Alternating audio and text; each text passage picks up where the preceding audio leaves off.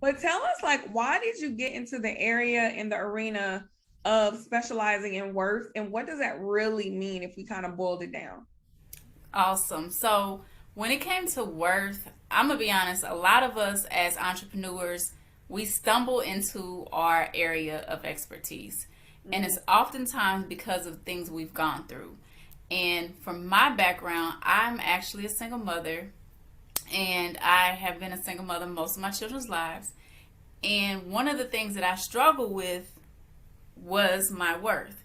And when I say worth, my financial worth, building and saving money, investing money, growing something for myself and my children, as well as my self-worth. I think when my children were younger, I probably struggled with my self-worth and my financial worth the most. A little short, I'm trying to make it short, but my background was, I attempted to become a teacher. That was my lifelong dream, to become a teacher since I was like 4 years old. And up until this point, anything I put my mind to, I did it, I killed it, I was good.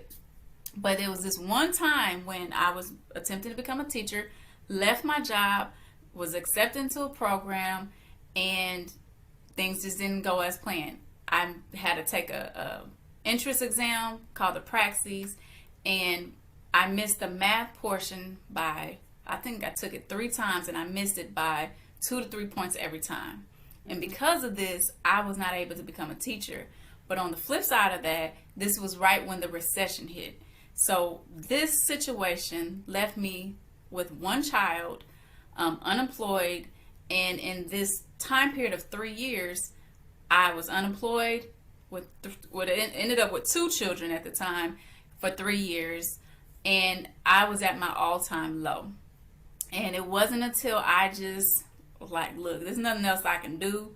But it discouraged me to the point that I didn't even want to pursue becoming a teacher after that. Mm. People kept telling me, why don't you try? Why don't you try? I was like, nope, I'm not doing it.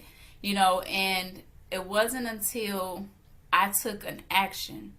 My best friend, she kept trying to, she was a teacher at the time, kept nagging at me, and that's how I felt, honestly. I'm like, why you keep bugging me? I don't want, because I was really, really stubborn at this time. Yeah. And so when she said that, I was like, okay, look, I'll just do it just to kind of shut her mouth. She'll probably hear this later, but so just to get her out, out of my head.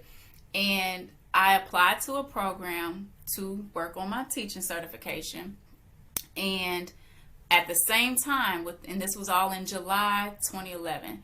At the same time, I went ahead and tackled my finances. I was tired of the bill collectors calling me, blowing up my phone, sending me letters because they found out where I lived. Yeah. And I just started to do some little things. And within a month, less than a month, I ended up becoming a teacher. Moved my children up to Atlanta. Didn't know how I was going to do it, but it was nothing but God, faith, and trust in myself and God Yeah. that got me here. And now I have been teaching for 11 years. And Wow. in that, I've built my self-worth, my net worth, and my financial worth. Wow. Thank you for sharing that. So it sounds like there was something that happened, some kind of catalyst, something that said, you know what, something has to work, and we're no longer just going to just be. We need to become. So what was it, that thing that just kind of clicked for you to where you said, you know what, it's go time. This has to work. So for me, I would say it was two situations. The Mm-hmm. first situation was I had to leave my environment. I had to leave my comfort zone. And that was leaving Indiana, where I'm originally from.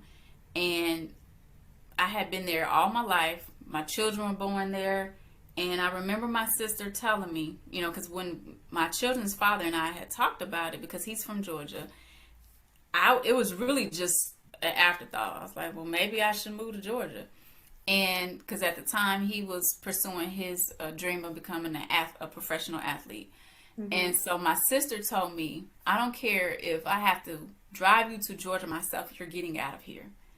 And Mm-hmm. that was one of the turning points, because I could have easily stayed there Yeah. and stayed in my comfort zone. But I'm grateful for that, because that was catapulted to me to this situation now. And then the second thing was my friend, like I said, staying on me about pursuing my goals, being a teacher. Because like I said, I have given up, didn't want anything to do with teaching. You know, I had the mindset that it was not meant for me to teach. Just let it go. And with doing that, you know, I just applied. I love to learn. Love going to school. I actually had a master's at the time. So I was like, why not? I'm not doing anything else. Why not go back to school? At least I Right. could get some money from it, you know. And when I did that, I said, okay, well, why not? Let's go ahead and get these bills out the way, you know. And I just had to change my mindset and Mm-hmm. around everything. And like I said, like clockwork, it just started, the wheels started turning, and I'm here before you now.